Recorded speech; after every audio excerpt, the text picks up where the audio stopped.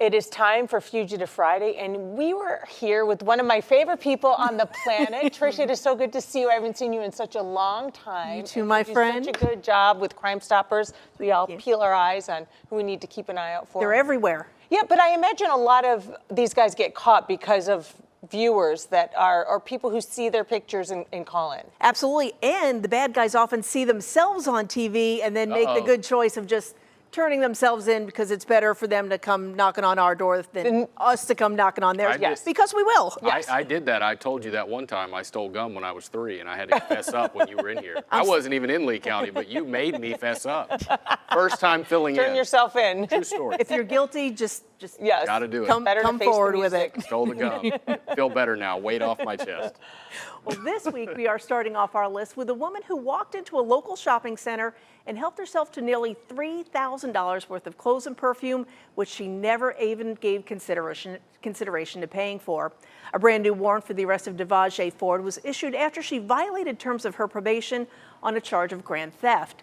Detectives say the 23-year-old marched into a clothing store and selected a jacket and several outfits and then left with the stolen goods in tow. 10 minutes later, she made her way into another store where she packed 32 bottles of high-end perfume into her bag and again left without paying. Her downfall was going on Facebook and selling the stolen scents online, which led detectives straight to Ford. She was jailed and later found guilty and was placed on probation until 2028. Despite her young age, Ford is a frequent flyer in the criminal justice system, with 8 previous arrests in Lee, 5 in Collier, and 1 in Charlotte for a collection of theft and fraud charges. She's 5'6", 220 pounds, and was last known to be living in North Fort Myers, working as a cosmetologist. Well, next up is a repeat offender with a history of violence, particularly towards women. Justin Gray is currently on the lam after failing to show up in court on the heels of an arrest for tampering with a victim. Gray's short fuse got the best of him when a discussion with a female quickly went south. The woman said Gray put her in a headlock and repeatedly struck her in the face while saying that he was going to kill her.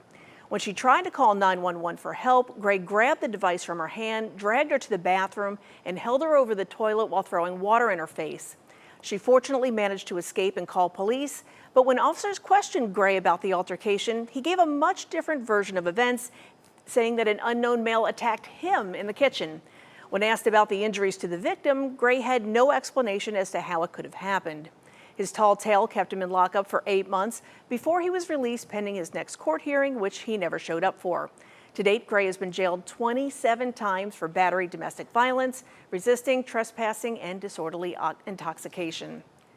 Also on the run this week is a former banker who decided to help himself to more than $10,000 stolen from the bank accounts of senior citizens. A warrant for the arrest of Vernell Shelton was issued after he violated terms of his probation following an arrest for making deposits with the intent to defraud. Shelton was working for a local bank when he felt that he was passed up for a raise and a few $1,000 in commission that he thought should have been coming his way. Well, that's when he started issuing money orders from the accounts of his older clientele and depositing them in his own personal bank account. In total, Shelton siphoned off more than $12,000 in cash from his unsuspecting victims. His actions landed him in jail and then probation, which he is now in violation of. Shelton has 3 previous bookings in Lee County on charges that include battery. He is 5'9", 200 pounds, and upon his arrest, he will be held without bond.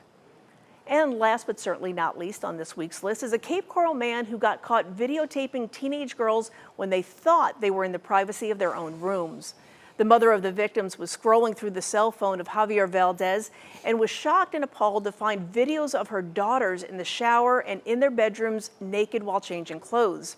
It appeared that Valdez taped the girls by putting his phone underneath the closed door of their bedrooms and bathrooms when they had no idea that someone was invading their privacy in such a disgusting way. The mom immediately turned the phone over to police, who arrested Valdez for multiple counts of video voyeurism. He ended up pleading no contest and was placed on 11 years of sex offender probation. Valdez had been checking in regularly until a few months ago when he fell off the radar. Valdez is 5'7", 208 pounds, and is believed to still be laying low somewhere here in Southwest Florida. And as always, if you recognize any of the fugitives we featured here today, you're asked to call the Crime Stoppers hotline. That number is 1-800-780-TIPS. All callers will remain anonymous and will be eligible for a cash reward of up to $3,000. Great way to take some bad guys and gals off the streets, put some cash in your pocket. Good day for everybody. Trish, thanks. It's good to see you. We'll see you next week. Good to see you. Preparing for more severe weather after days of